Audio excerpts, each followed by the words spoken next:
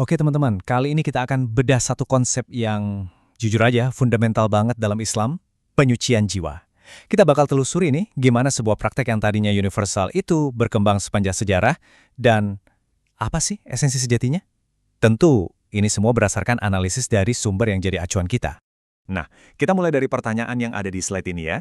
Gini deh, spiritualitas itu jalan rahasia buat orang-orang tertentu aja yang penuh hierarki dan istilah rumit, atau sebetulnya itu adalah inti dari agama kita yang bisa diakses oleh setiap muslim dalam kehidupan sehari-hari.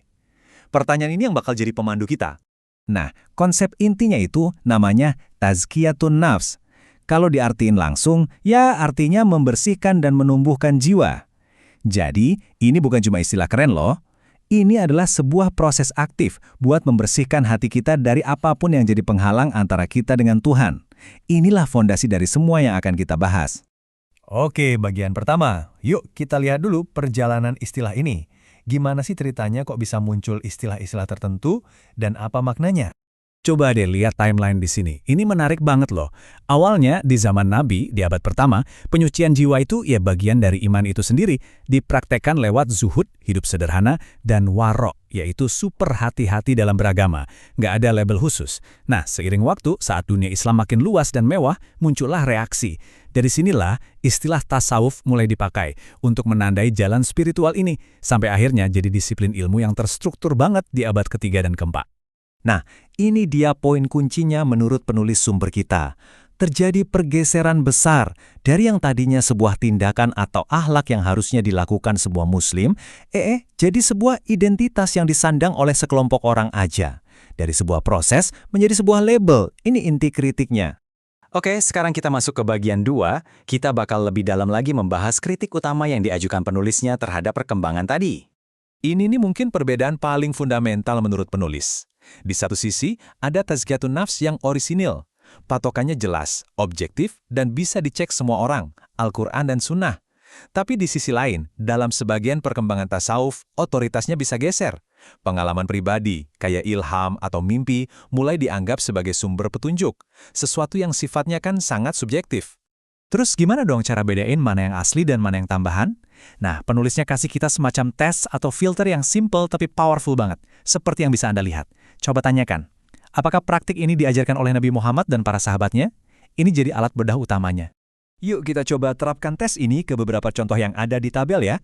Soal bentuk zikir baru misalnya, pertanyaannya, lafalnya, jumlahnya, caranya, ada nggak diajarkan dalam sunnah? Kalau nggak ada, penulis menganggapnya inovasi.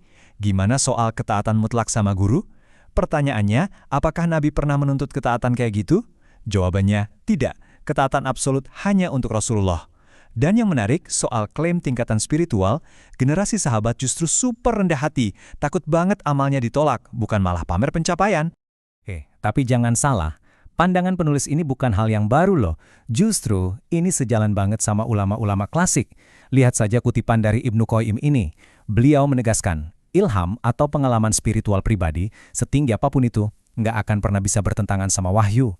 Dan yang pasti, nggak bisa jadi dalil hukum. Wahyu tetap yang paling utama. Oke, bagian 3. Setelah kita bahas kritik-kritiknya, terus solusinya gimana? Gimana sih kerangka penyucian jiwa yang otentik menurut penulis? Kita kembali ke cetak birunya. Jawabannya, semua itu dimulai dan berakhir di sini. Menurut penulis, fondasi yang nggak bisa ditawar-tawar dari penyucian jiwa itu, ya tauhid yang lurus. Tanpa niat yang murni, yang 100% hanya untuk Allah, semua amalan kita, sebagus apapun kelihatannya, bisa jadi nggak ada nilainya. Ini titik tolaknya. Nah, dari fondasi tauhid tadi, muncullah pilar-pilar utamanya. Metodenya harus ikut sunnah, nggak usah ditambah-tambahin. Ukuran berhasilnya apa? Bukan pengalaman aneh-aneh, tapi apakah akhlak kita jadi lebih baik atau enggak? Simpel kan? Dan ini yang penting, ini adalah kewajiban buat semua muslim, bukan jalan eksklusif yang butuh baiat atau guru khusus. Oke, teorinya gitu. Terus prakteknya gimana sehari-hari? Nah, blueprint di slide ini jelas banget dan gampang diikutin. Ini bukan soal ritual baru yang ribet, tapi soal menanamkan kesadaran pada ibadah harian kita. Mulai dari ngecek niat terus-menerus, coba hadirkan hati pas sholat, sampai puncaknya adalah evaluasi diri sebelum tidur. Dan yang paling penting, gimana semua itu kelihatan dalam akhlak kita ke orang lain. Oke, kita sampai di bagian terakhir, sebuah proses, bukan label. Yuk kita tarik benang merah dari semua pembahasan kita tadi. Ini dia nih, intinya.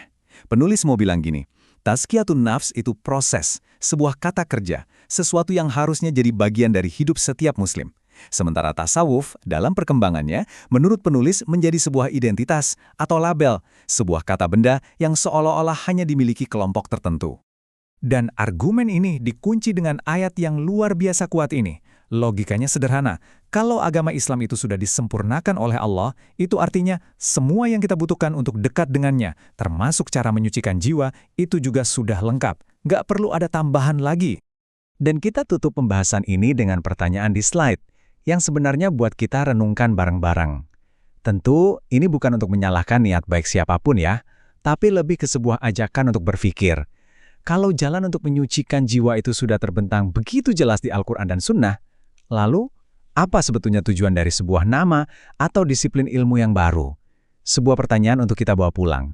Terima kasih sudah menyimak,